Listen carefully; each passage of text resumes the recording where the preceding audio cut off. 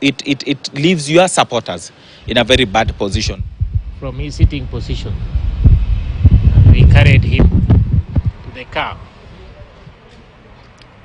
He went into a car, and the wife and my driver, we followed.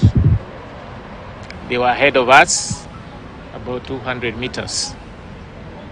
They reached about 10 minutes earlier than us. From the information, he had what we call a collapse. He was resuscitated back by the son, who is a medical doctor. And then 100 meters to the casualty of the Nairobi hospital, he collapsed again. Was rushed to casualty.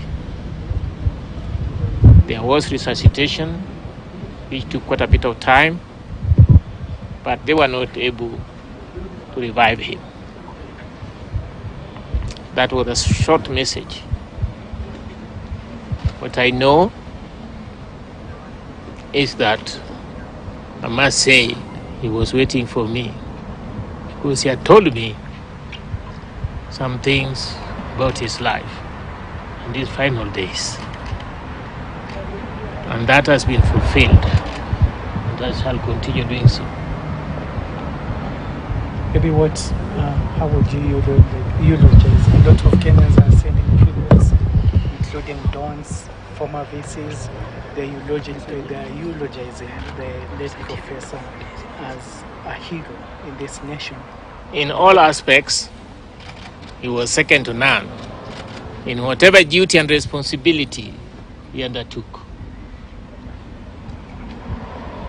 He did his work diligently. He dedicated himself. He gave himself to whatever responsibility he was given. And as I said, we are pure mentoring. And people tend to think we do things the same way, although I'm not a public figure. But in private, we were the same in many ways, in many decisions. He never took a second position in anything. He would take a first position in whatever way. And there was no opposite of the right, the correct, the ideal.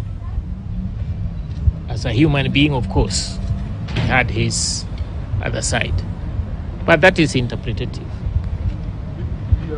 The only thing I can say, he was second to none in whatever responsibility he took and he was given. He was very respectful to the authorities. Maybe I remember his great days at the Senate of the University of Nairobi. He had such gifts,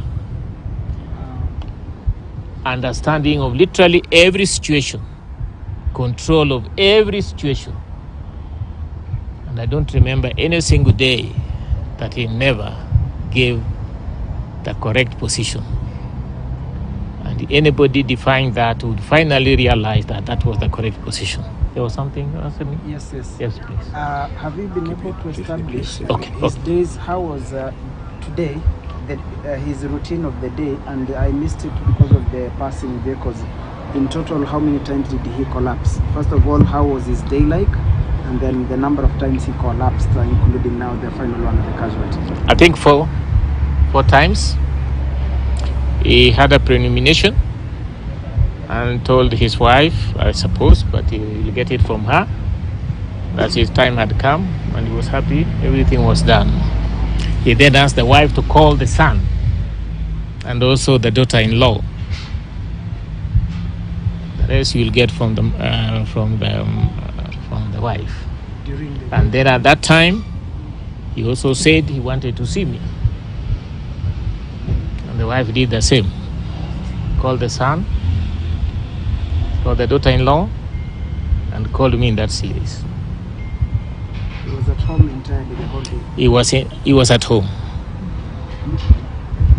You may know that he was making arrangements for the burial of his brother, whose body I think must have arrived today also from US. So over the last 6 weeks, we have been communicating, but he's been extremely busy. I must say, for the first time, he didn't reply to my call on Saturday. But then later on, I called him using another number, and we discussed the way forward with regards to arrangement of his brother's death. Do you have a history of any medical condition? Well, at his age, yes, most certainly, yes. Thank you. Thank you so much. Thank you. Thank you.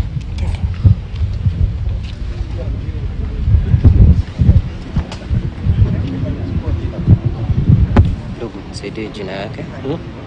Naitwa Wall, tumesema naitwa Professor Walter Mwanda. Walter Mwanda.